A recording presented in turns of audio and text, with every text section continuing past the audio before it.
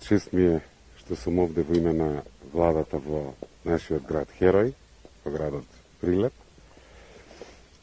Доста читав на пат за наваму и мислам дека е многу важно што овој ден го одбележуваме вака.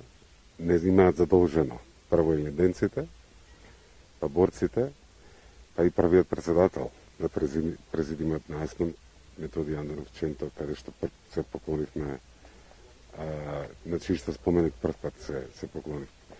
Како што вели народната песна, строиме живот, слобода и иднина за жени, за деца, за старци и за младенци.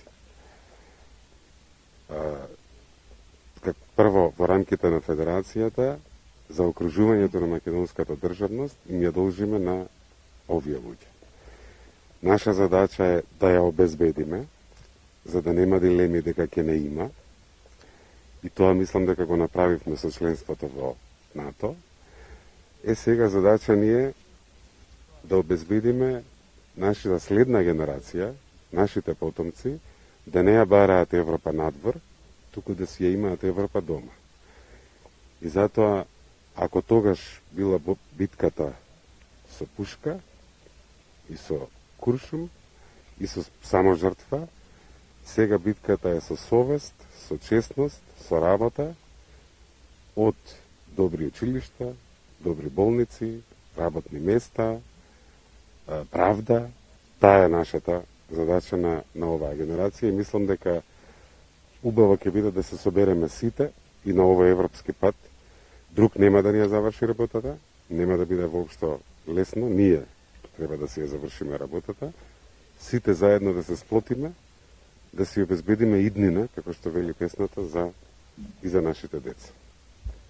Честит празник, нека ни биде вековит 11 октомври, денот на народното востание. Нека ни е вековит празникот, а првиот човек на градот Херој, градоначалникот Илија Јовановски со нас. Градоначалниче, која е пораката од Прилеп, од градот Херој, до новите генерации и воопшто до сите?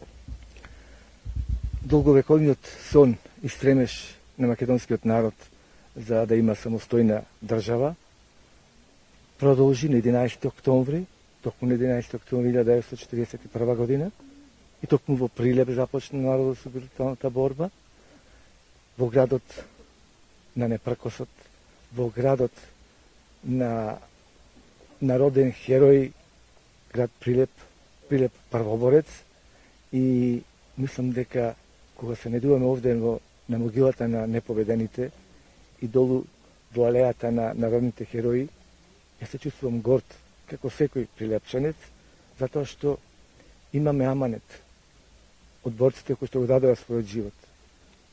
Да ја продолжиме таа слобода што ни дадоа, имаме обврска, должност и одговорност према тие луѓе. И тоа оваа генерација и наредните генерации кои што следат, мислам дека аманетот ќе го продолжиме. Оваа генерација заедно со владата го направи првиот огромен исчекор и сме членови на најголемата војна организација НАТО Алијансата, каде што имаме сигурност, безбедност на нашата држава, чисти граници и подобар економски развој. Јас се надевам дека до крајот на оваа година ќе добиеме и датум за преговори за влез во Европската унија, каде што ќе го заокружиме целиот процес на демократичност на нашата држава и правна држава треба да имаме сигурно, затоа што тоа е основното за нова држава, модерна држава, како што сакаме да имаме. Новата генерација, тоа убеден сум дека ќе го направи. Сакам да кажам само неколку збора, имаме еден нов предизвик сега по светот, па и кај нас, со COVID-19 пандемијата, и го промени целиот живот во светот, па и кај нас.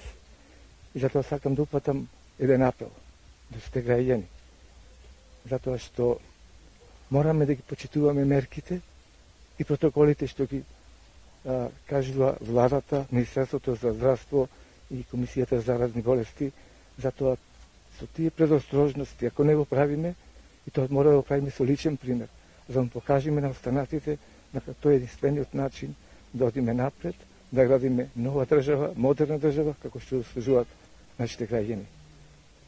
на борците нека му е вечна слава, а на нашите граѓани сакам да му честитам 11 октомври, денот на народното востание на Македонија.